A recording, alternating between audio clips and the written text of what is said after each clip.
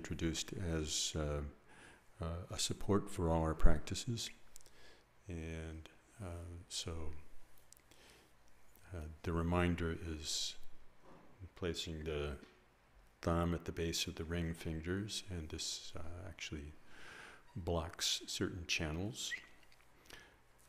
And then you begin with an exhalation, and you begin with the palms down and the fingers curled over the thumb on the thighs. And then as you exhale with what's called the wheat breath. So if you imagine there's kind of a grain is shaped kind of like that. So at the beginning it's a little slow, and then that's more forceful and steady, and then comes to a close. And it's good to keep that that shape, if you will, in mind, the contour of the breath in mind, so that throughout an entire breath there's no loss of energy or attention. It doesn't kind of go, I'm exhaling, and then about something, blah, blah, blah, blah. So there's some kind of intention there. And on the exhale, the fingers extend fully. Of course, it's very nice if this is done with kind of a nice, good posture where everything is nicely aligned. So good to check in on that. So from there to there. And on the exhale, through all the pores in our body, like a fine, light smoke just billows out through our nostrils, but also through all pores in our body.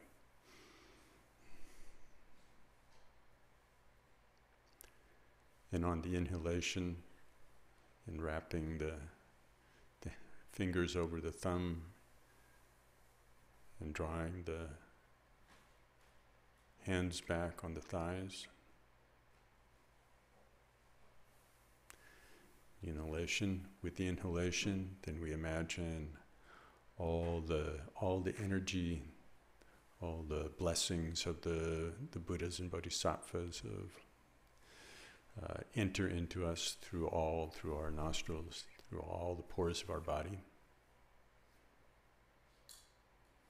And so with the first exhalation and inhalation, it has to do with clearing the residual air, the dead air from the past, all the defilements that go along with that. And then in the second round, it's for the present moment, and the third round is for the future.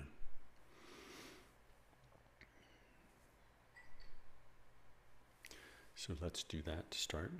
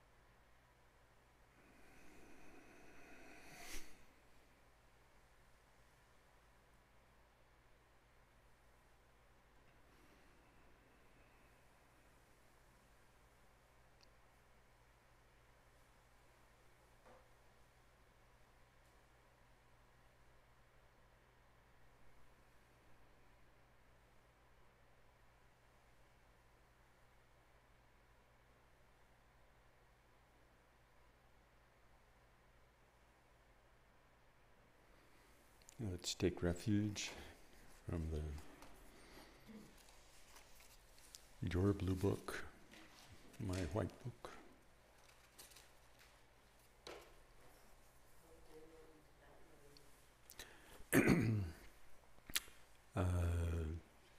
English unless there's a request for Tibetan.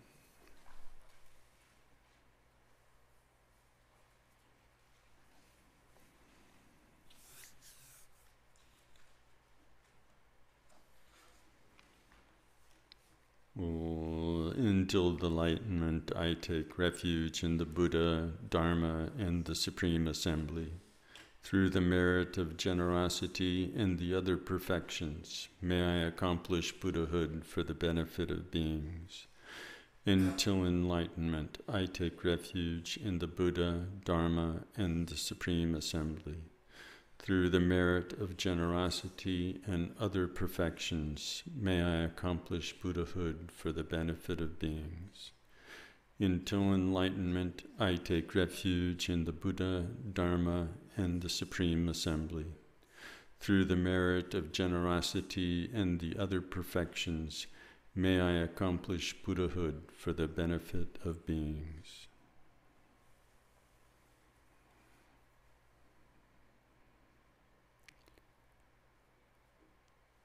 And so, since today is Saturday in the cycle of practices, following that, we can engage in a short session of taking and sending.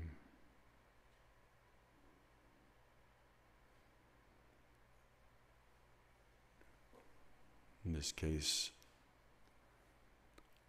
all the suffering and confusion of beings is drawn into us with the aspiration that we may remove all this suffering. Breathing in like a cloud of smoke entering into us, and all our positive qualities, all our profound aspirations exhaled, dissolving into all beings, relieving their suffering and allowing them to experience the fruit of our profound aspirations.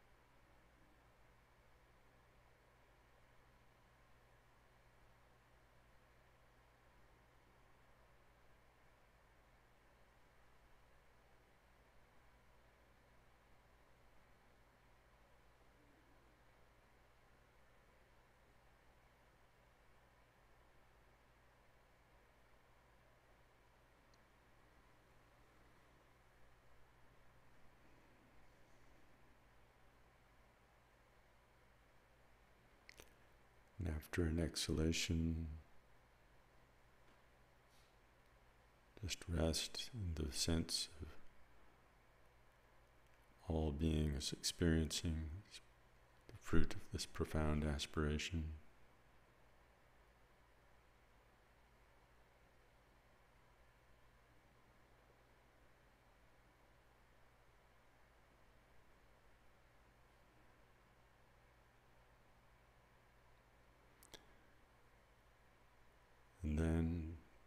shamatha for the day.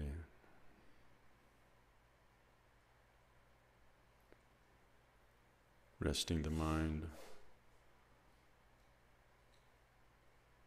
on the Guru, or sphere of light in the heart that embodies the qualities of all the Buddhas and Bodhisattvas. Just allow the attention to rest on this small sphere of light in the center of the chest, in the heart center.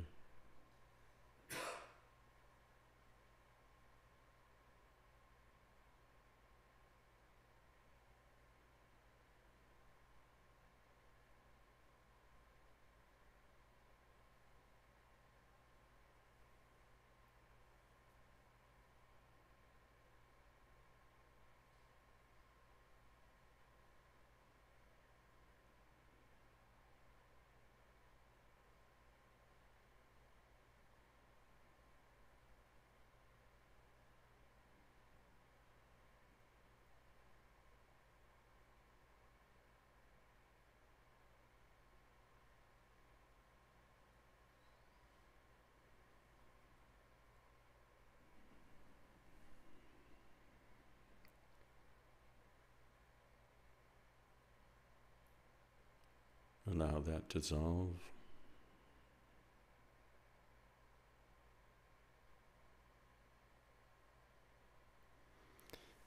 Then we'll dedicate.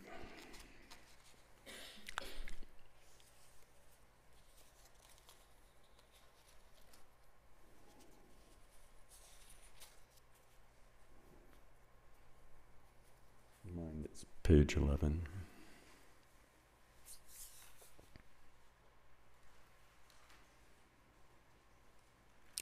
By this merit, we may become omniscient. From this attainment, after defeating evil faults through the endless storm of birth, old age, sickness, and death, may we liberate all beings from suffering in the three worlds.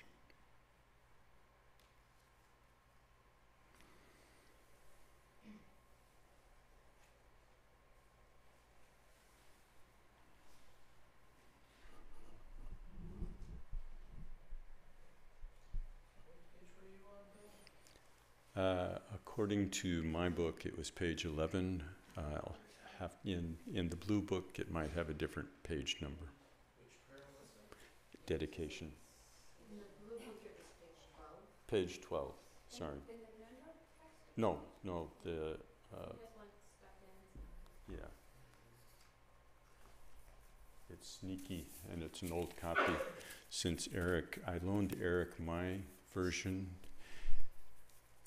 in India, and it's still in India. But this one works well for me, but I should actually, for the sake of uniformity, in sessions like this, I should adopt. I just don't have that English translation. Oh, all right, well. Page 12 in the blue book? Okay. The dedication prayer starts on page 11. Yeah. It's different from the one that you read. But if you turn past page 11 to page 12, that Yeah. was part of it. Yeah, all right. Shall we all get on the same page and then dedicate? So Bill, the dedication Huh? in the blue book includes several Yes, prayers. yes, You just read one of them. that's right. Yeah. So, can you just read those 4 lines as it is in your book? Okay, on page 12. Okay. Starts on page 11. On page Start. Okay. Where? Vitus Virginia, I quickly realized Mahamudra, conserve all beings without exception in this state. Okay. And then. And then, All right. by this merit, may we become omniscient. Okay. So we'll just so we all kind of go from the popcorn back to something. We'll go to page 12.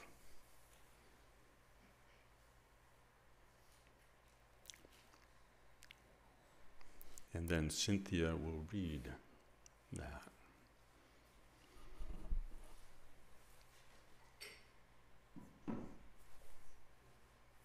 No, the Cynthia in front. Maybe become omniscient. From this attainment, after defeating evil faults through the endless storm of birth, old age, sickness, and death, may we liberate all beings from the suffering in the three worlds. Okay. Like that, dedicating.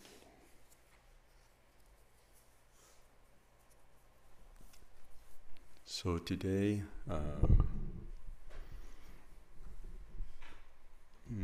today will be a bit more interactive than last time. I'm interested in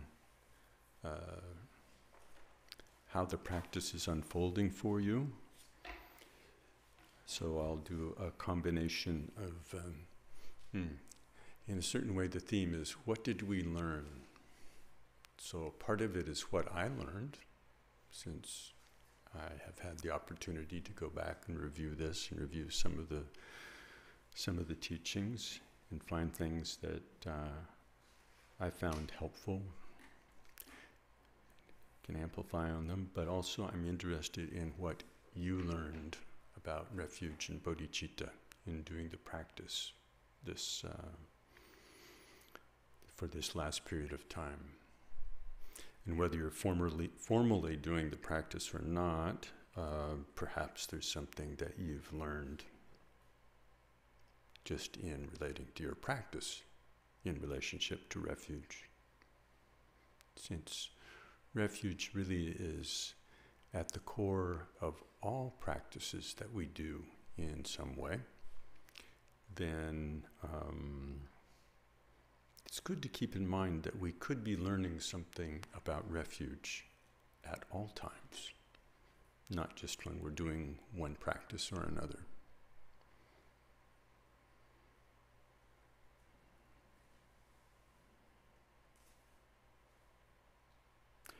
I'm also interested in addressing whatever questions you have, things that have come up, to facilitate continued practice with this.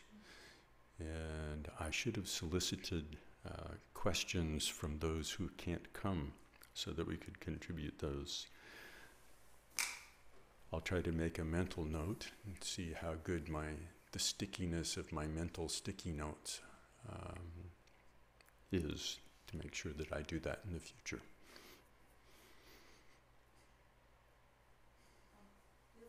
Yes? Logistics. It seemed that somebody was listening to the streaming and they couldn't hear the question. So if it's being recorded? Yeah, last time we tried to use the microphone, but there was a bit of electronic insanity that occurred when we turned on the microphone. So we can use the microphone this time, I think, because I don't think it's gone insane permanently. So we'll have 3 sessions altogether, and some short breaks. We'll try to do the breaks in silence. So that's my general intention for this session, for this morning.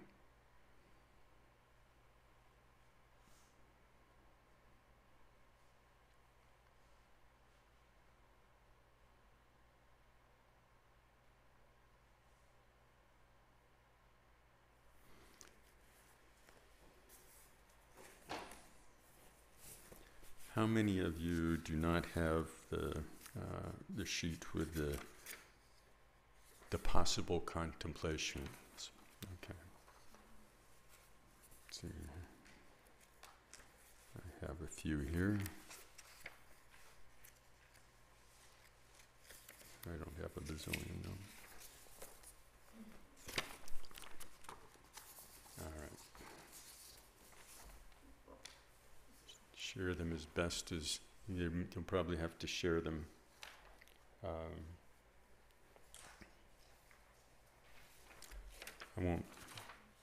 I'll be just referring to it, and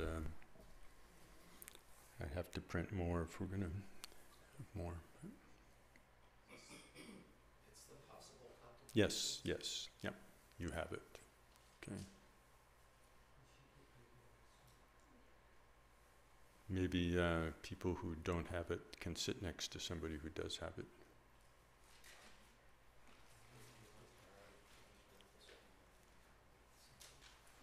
All right.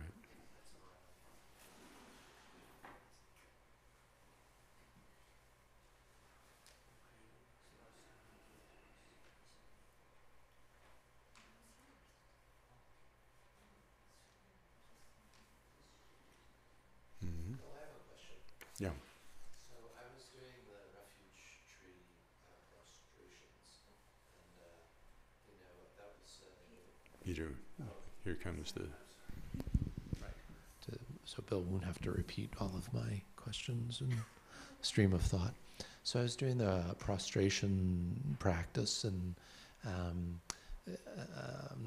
got a poster, and that was very helpful. I realize, when you're contemplating, the four thoughts, one of which is impermanence, you're like, yes, I hope my knees hold up, or whatever, over time. And I could get to about roughly, I do about 108, like an hour and a half a day. So I'm like, well, if I could do this every day, it'll take me 3 or 4 years. And then at some point, I don't know whether it was in the class, there was some talk about like a quarterly rotation through the practices. So I spent a little time memorizing the 100-syllable mantra for Vajrasattva, and I've started to do that. My question is about that. I refer to Vajrasattva as Vajrasattva, but and so I replace those words in the Tibetan, but then I use the Tibetan mantra mostly, as far as I can tell. And I'm guessing the higher beings could, they can translate between languages pretty succinctly. There's sophisticated software involved in that, but they manage They somehow. can do that. Stephen Hawking's now can help him with that as needed. He's now available full time. Okay. And then, sorry, I lost my train of thought a little bit, but, and then it's the idea of quality over, so initially it took me as long to do 108 of the recitations, but as I've memorized it, I'm getting a little better. What I was, so I guess was my question was, there's no English translation in the text Of the mantra. which I'm guessing there's some good feelings in that mantra. So. Okay. Well, we're not going to go into Vajrasattva this month. We'll go into it next time. No, sorry. Well, okay. Everything's subject to negotiation. But all right. Well, we'll accommodate that expectation somehow. But I mainly wanted to make sure that that we complete the cycle with the refuge, so that's actually coming to an energetic conclusion, and that it can go deeper. I may end up doing this every month, because somehow the bi-monthly thing is practical, quote, practical in some regards, but it's not practical in other regards. I do have a question about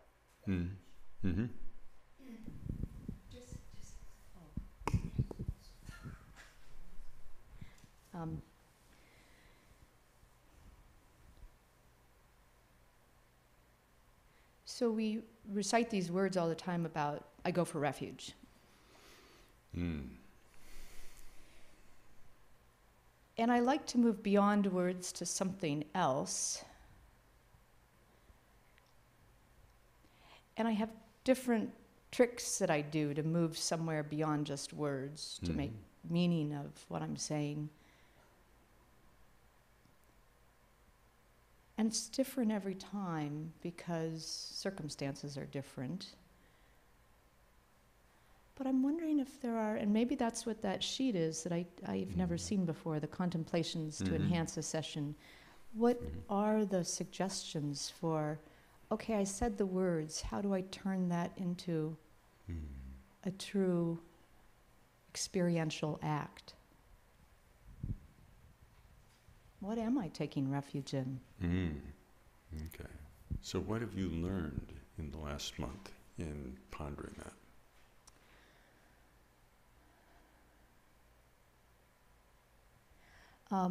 Well, one thing I learned was from something Lama Michael said that's just stuck with me for maybe a month or two now, when he said, deep refuge steps out of hoping for a fix. And I just know that for myself, I'm so often looking for a fix. And so to be in an uncomfortable situation and say, what would it mean to take refuge right now? It would mean let go of wanting a solution and just experience the unpleasantness. And it passes. So that's one gift that Lama Michael passed on to me. And then sometimes for me, taking refuge is, this is kind of a gift from Lama Eric. It was when working with his instructions for Latong, and that idea of when I'm involved in an activity, there's a very narrow, constricted focus, and the idea that at any point in time, even when there's that narrow constriction, mind is without form. It's without limit. It's, to be able to move into that space. To say, what is the shape of my mind? And to remember that I can't find the shape of it. So that's a kind of refuge that I can turn to.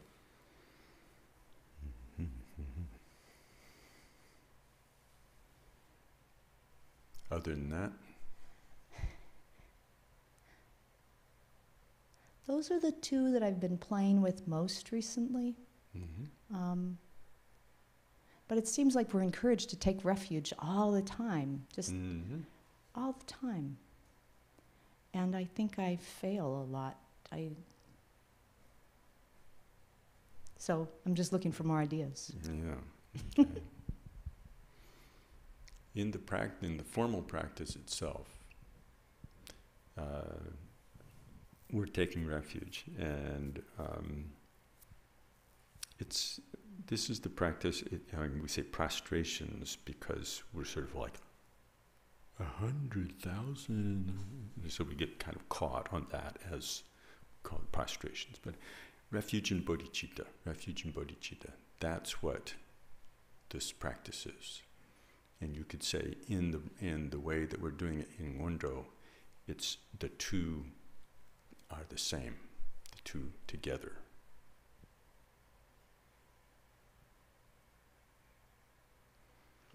Because we bring in the two basic elements of the environment that we recognize in Ngondro is the presence of all sources of refuge. The other element is the presence of all sentient beings. So we're recognizing those two things together.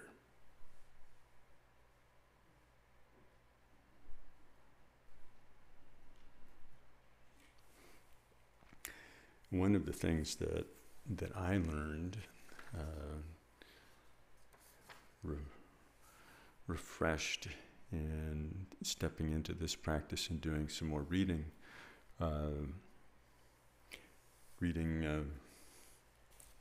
Patro Rinpoche.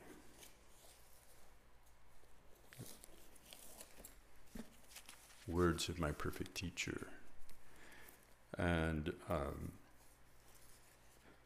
to navigate that, this is parenthetical, to navigate this text, it's kind of important to have some flexibility and some capacity for working with how somebody, what it would be like to eavesdrop on a conversation in Tibet 120 or 30 years ago. We just have to say this is how they would talk about it at that time in that way. And so for us who have some fixation on our pride in our modernist identity, some of it is not the way that we would hope that it would be explained to us, so that it would be really efficient and we'd just get it all. And I had a little shift moment in working with that. And he talks about the motive for taking refuge and for practice in general. And he divides it up into lesser, middling, and greater motivation. And I realized that I never quite understood the lesser motivation, because it was framed in terms of looking for improvement for oneself in one's next life. And I got all wrapped up in this notion of improvement for the next life. And since I don't tend to think sort of naturally, I've not been brought up naturally to think about the next life, and certainly not to think about, if thinking about the next life, then to think about that in terms of something very spiritual, because next life, that's like a spiritual concept. That's not like this ordinary thing that happens. So I missed something in there, which goes back to that sense of improvement, or fixing things. Yes? Could you say that sentence again, when you were referencing Patrul Rinpoche? Patrul Rinpoche, which sentence? This is the one you said you realized when you That I had fixated on the notion of material or practical improvements in the next life. So that was the thing, and that I had not actually seen how perhaps in Tibet, where you could only improve by a certain amount if you were a nomad with yaks. There's only a certain number of yaks before it's too many yaks. So the notion of material improvement was not the same thing as what we have today, where we think that we can optimize just about anything in our lives. We can dial in our income if we're just smart enough and work hard enough, and we can improve our psychological makeup. We can do this, we can do that. There's a huge amount where we consider that kind of optimization as not only possible, but it's like this burden that we have. We actually were bound to improve upon ourselves, bound to improve upon situations. So in terms of the motive, then the lesser motivation is actually in trying to get this kind of self-improvement dialed in, optimized in a, but it's still a motivation. And this is something to recognize, that it's not said that this is completely in the wrong track, but it's a lesser motivation.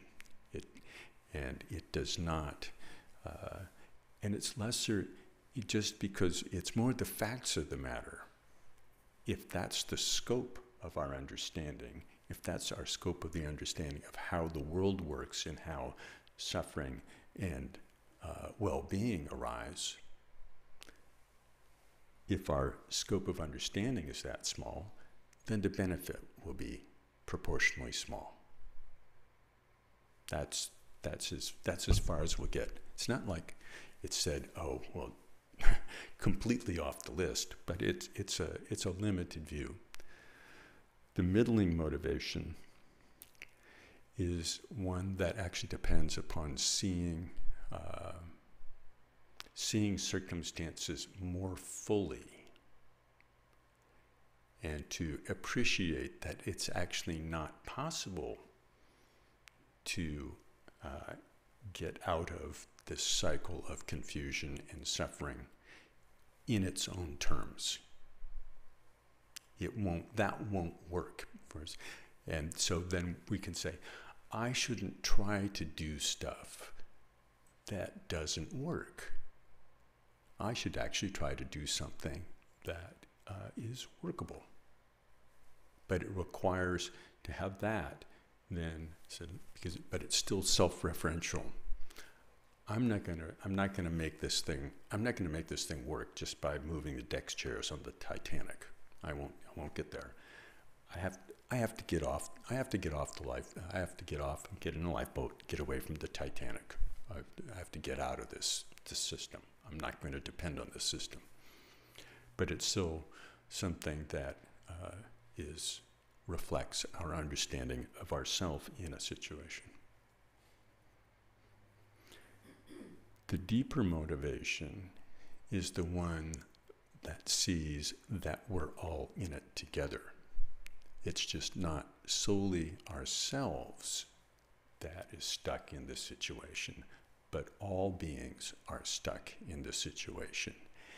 And it's actually not really possible to disengage ourselves and extract ourselves from it, because the interplay of interdependence is so profound. So then the motivation becomes actually to practice for the liberation of all beings.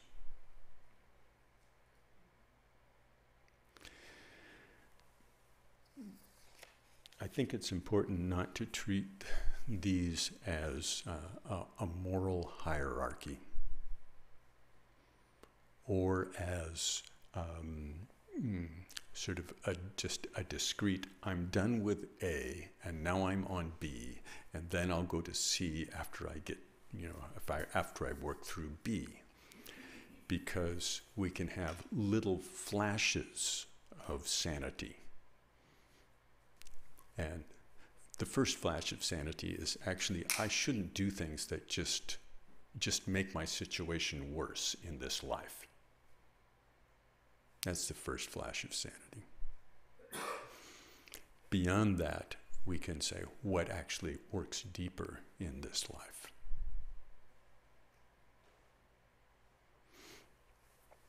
And then when we start to appreciate how interdependent and how intertwined our lives and our being is with all others, then we have the possibility, those little flashes of sanity have a different kind of impact.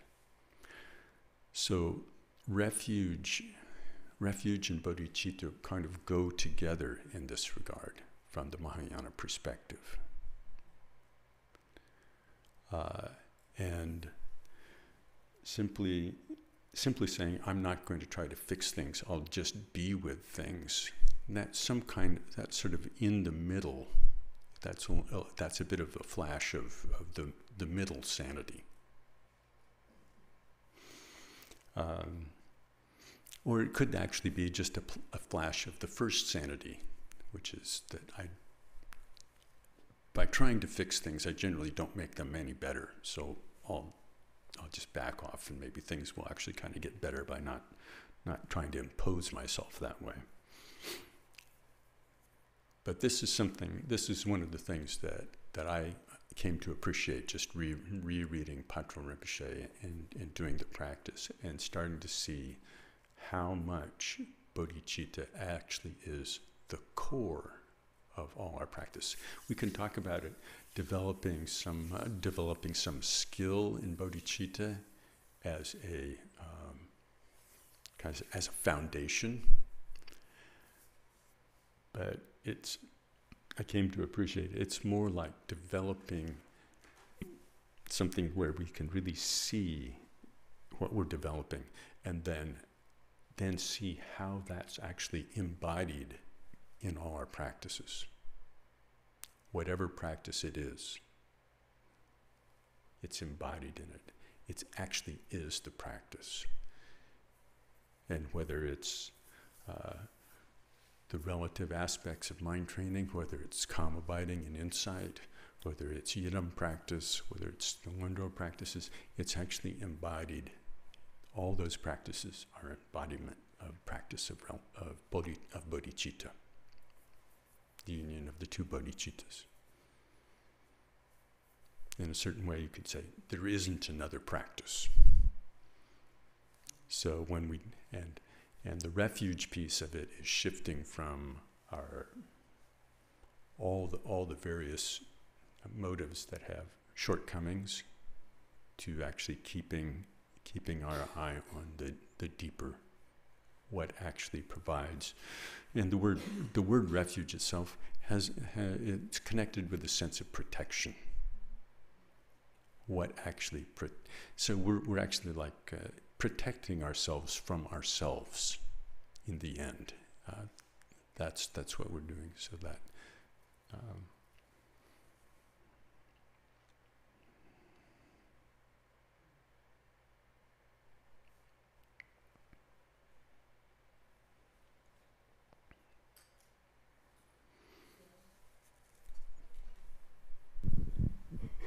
So for me, you touched on many things, and so the first thing that came up for me when you were talking about the lesser motivation was just appreciating the birth that I have and the opportunities that I have that seem so miraculous. That I should fall into these teachings, that I should have these teachers, that I should have enough space in my life for all of this. I'm not having to toil day and night. So it seems like one of the things that come up for me when I'm doing the aspirations for future birth is I'm always including, may I be born in circumstances that allow me to find the Dharma, allow me to find teachers, so that was one thing.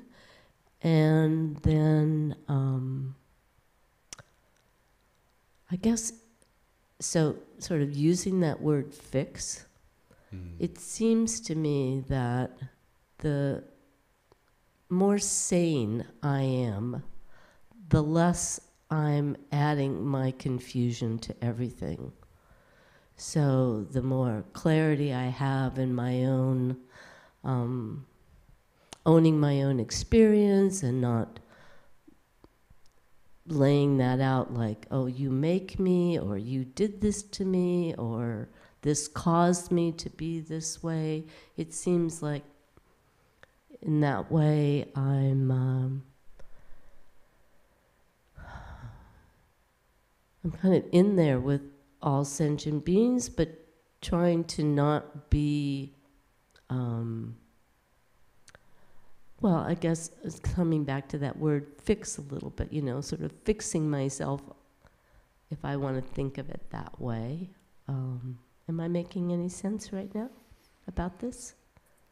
You're looking at me in a way that I'm not sure I'm connecting. I'm getting impressions. I'm not sure that I'm sort of waiting for a container to arrive. Okay. Well, I feel like when I was listening to you, I was touching down on certain. For a lot of this, for me, it's held in the Dorje Chang Tungma. When I'm doing that practice, I feel like I'm looking at refuge. I'm looking at, many of the things that you touched on, and I often find that that's where I do a lot of my contemplation, aspiration, kind of self-assessment, appreciation. So I don't know if I have a container to shove this all into. That's fine. I just felt that when I was Stop listening, being confused about trying to do that. yeah, I just felt when I was listening, I was like sort of touching here, touching there, thinking of things that I pulled together, thinking about false refuge. You know, sometimes I get confused. I think I'm not supposed to enjoy the beauty or the happiness of this world. That's all false refuge. I know. And then I catch myself and go, no, that's okay. You know. So I think the last thing that I want to say is when I was in India this last time and walking around the stupa, it really struck me how hard the Buddha worked. And then I thought of all the other enlightened teachers and how hard they worked. And that brought up some really deep appreciation of how hard they worked for my benefit. And so I'm going to stop there. Thank you. Yeah. Yeah, I'm reminded, Kempo Rinpoche touched on that last point in one of his teachings this year, talking about how he realizes, particularly for us old folks, that doing prostrations is an effort. And he mentioned the previous, not the last book, Rinpoche, but the one preceding, how he prostrated around Mount Kailash 3 times, I think. Doing like full prostrations, take 2 steps, another full prostration. So, yeah. Yes. Dejing Rinpoche's teacher did it something like 14 times, Ngondro. So the energy put into practice by the teachers as masters of the lineage is really actually kind of shocking. So it should kind of give some kind of buzz to our sense of what the container of practice could be like. One of the things you said earlier in terms of appreciating conditions of this life, that one of the things that's that shows up in prayers, that's well, I'll back up and say one of the ways that we can to read something about, we should not be concerned about the practical considerations in the next life and just be practicing for the comfort in next life. It can have a bit of a hair shirt kind of flavor to it, but it's important to think of the difference in perspective when we look at, you see some of these prayers. It shows up early on in the Mahamudra aspiration prayer, and I can't dial in all the pieces of the verse, but it's the one that, may not even the words for defilement and suffering be heard. May I enjoy the prosperity of oceans of happiness and virtue. And there are other ones, other prayers that talk about in future lives, may I be born in a good family with all these resources and whatnot. And so it's not seen as a contradiction. It's seen as, may I have whatever resources will be of use for the benefit of the practice and for the benefit of beings. Instead of may I be so and fame, even talks about fame, which is one of the new things. No fame and blame and all those things are 8 worldly concerns. So may I be renowned and whatnot. But you think about what the aspiration would look like if you actually prayed for the inverse. may I be completely unknown and inconsequential and never be able to make ends meet and be constantly chasing my tail. This does not sound like a recipe for being a bodhisattva with vast activity. So I think it's important to separate out some of these things. So momentarily we'll take a break, and I know Suvanch, you have to leave soon. So what do you have on your mind? I really liked your comment on refuge in bodhicitta. That's one that I hadn't paid attention to. Maybe I hadn't heard before. But I think in the way of the Bodhisattva, in the first 2 chapters perhaps, he talks about the benefits of bodhicitta, and he compares it to a wish-fulfilling jewel. And that is in fact what you are saying when you say refuge in bodhicitta. Because normally we say refuge and bodhicitta. And refuge, we go to the 3 jewels. But if you look a lot deeper, it is refuge in bodhicitta. So thank you. Yeah. When we take refuge in them, what are they a manifestation of? Bodhicitta. Cynthia, did you?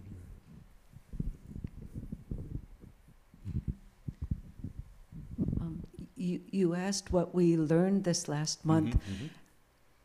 I wouldn't say that I learned something, but I felt something different, which is... Amplify, all of you, amplify on the word learn in a more fulfilling way, however it might be. Yeah. So taking refuge this last month, since asking myself why I stopped Ngondro, why do I want to restart it? The presence of my root Lama is there. He's there wishing me the best. And so I am still sitting with that question, but I feel like my Lama and other teachers and the teachings and their compassion, and their expressions of bodhicitta, seeing how they manifest bodhicitta lets me be calmer as I sit with my questions. And so it's just the gratitude for feeling a more energetic presence. And I guess that comes from your having these classes and the other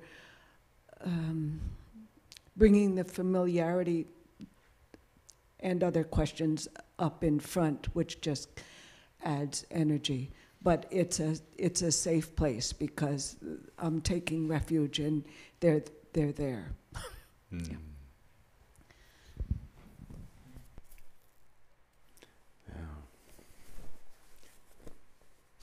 The whole phenomena of starting Ngondro and then having to put it on hold for a while, it's so common. It's so common, and it's very individual. But it's one of those things. Whoa, there's so many individual examples of this that there's also some kind of common theme or dynamic. And the one thing that I hope to encourage is that the sense of sort of having to stop, like I need to stop for some reason because something's not quite right. It's not working. My relationship with it isn't working. Something's but there's a kind of burden in that. And then there's a need to step back. So one of the things that I hope is to encourage a way to be with all those dynamics without feeling the burden of getting it right, or however it is that we formulate the self-limitation and the hardness, and that sense of burden, or however else it manifests, beyond whatever I'm saying in the moment. But I really hope to encourage that kind of openness. And when you talk about feeling the presence of your teacher, this is it's like there's some kind of flow there, and something opens up again. So that's very nice.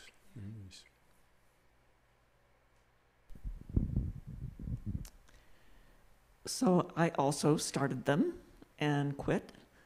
And knowing this class was coming up again, I started with refuge again, the prostrations. And I found that my experience was totally different because I wasn't so driven on, I got to do these many prostrations every day, and then by such and such time I'll have them completed. It was more like, I'm just going to focus on the process of doing them and see what I experience, rather than being so concerned about how many I was doing. It was more what I experienced while I was doing them. And I found that I've gotten a lot deeper from that. Yeah. It's an interesting dynamic that comes up with the pressure. Very interesting dynamic. And that also seems to be pretty widespread.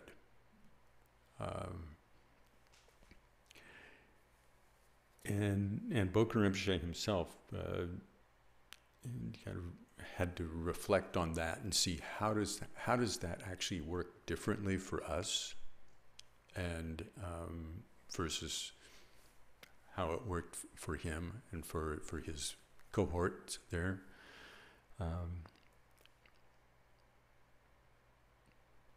And there's someplace in there that I think we generally have to dial back to a qualitative relationship with it.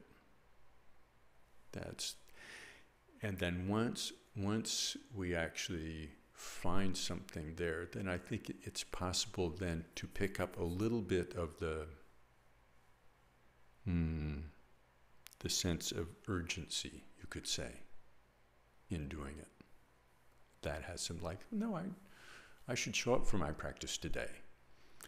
And the way that I've articulated this for myself is, instead of fixating on the commitment as this externality of the number or the this or that, to check to see, where is my sense of committedness? Where is that kind of that internal quality of wishing to be present with it, and wishing to be present with it on an ongoing basis? And that one does not come for me out of some kind of external pressure. It just, for others it might work, but it doesn't. It worked for me up to a certain point, but that was a point where the internal dynamic ran out of steam. And then it was actually, oh no, that was, then the external constraint didn't work at all. Or the external, I could say, encouragement.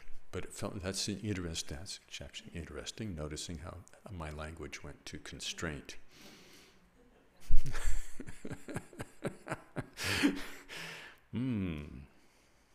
Yes, I think if I was lying on the couch and my therapist would say, you see, no, this is an interesting choice of words. You just revealed something about your relationship to this. Yeah. But when I can actually honor that sense of committedness and find expression for that, then to the extent that I can relate to numbers and whatnot, there's some kind of relationship there. But if it becomes a thing that actually causes us to stop practicing, then for me there's no choice at all. It's not even a matter of debate in my mind as that some other approach to it actually is more productive. And I think over time, as we practice together, as we share our experiences, the ability to articulate in little bits what you just said, what other people say, the ability to articulate this in a way that will allow this rather remarkable basket of practices to remain vital and more accessible, to increase the accessibility and the fruitful relationship with it, that will come.